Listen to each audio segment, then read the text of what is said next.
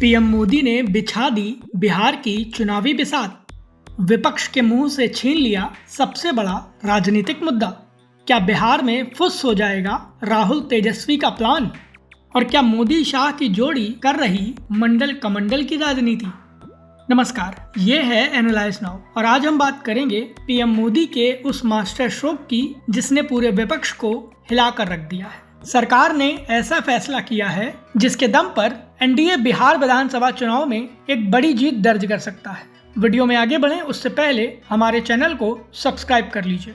पूरे देश में इस समय पहलगाम आतंकी हमले की चर्चा है, लेकिन पीएम मोदी ने एक मास्टर स्ट्रोक चलकर गोल पोस्ट ही चेंज कर दिया है। अब से 3-4 महीनों बाद बिहार में विधानसभा चुनाव का बिगुल बज जाएगा और इससे ठीक पहले पीएम मोदी ने उस मुद्दे को खत्म करने का प्लान बना लिया है जिसकी वजह से बीजेपी को लोकसभा चुनाव में सबसे बड़ा नुकसान हुआ था। मोदी ने न केवल मुद्दा छीना है बल्कि कई लोगों की राजनीति पर भी ब्रेक लगा दिया है और यह मुद्दा कोई और नहीं बल्कि जातिगत जनगणना का है। दरअसल प्रधानमंत्री और उनकी कैबिनेट ने जातिगत जनगणना को मंजूरी दे दी है और केंद्र सरकार के इस फैसले को एक बड़े राजनीतिक दांव के तौर पर देखा जा रहा है।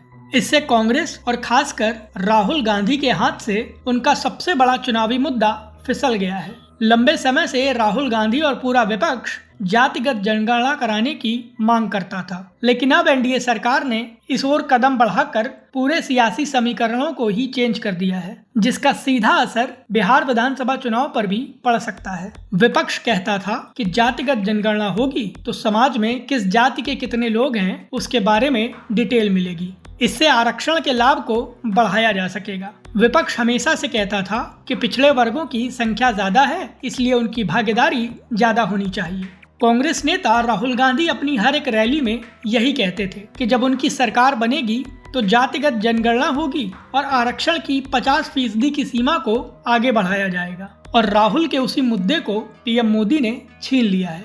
अब सवाल यह है कि जातिगत जनगणना होने से क्या बदलेगा, तो इस पर भी बात कर लेते हैं। जातिगत जनगणना होने से किस जाति के कितने लोग हैं उसके बारे में सही जानकारी मिलेगी। अगर पिछड़ी जाति के लोग ज्यादा हैं तो उन्हें ज्यादा आरक्षण मिल सकेगा। अभी कई जातियां ऐसी हैं जिनको आरक्षण का लाभ नहीं मिलता है, ऐसे में जातिगत जनगणना होगी तो उन्हें भी फायदा मिलेगा।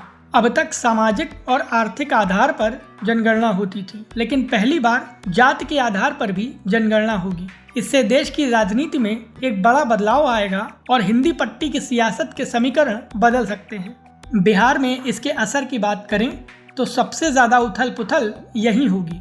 बिहार एक ऐसा राज्य है जहां जातीय राजनीति की गहरी पकड़ है। ऐसे में मोदी सरकार का यह फैसला बिहार की सियासत के लिहाज से निर्णायक साबित हो सकता है। बिहार चुनाव के दौरान एनडीए को पिछड़े वर्गों में ज्यादा बढ़त मिल सकती है, खासकर उन वोटर्स में जो अब तक कांग्रेस या क्षेत्रीय दलों को वोट देते थे।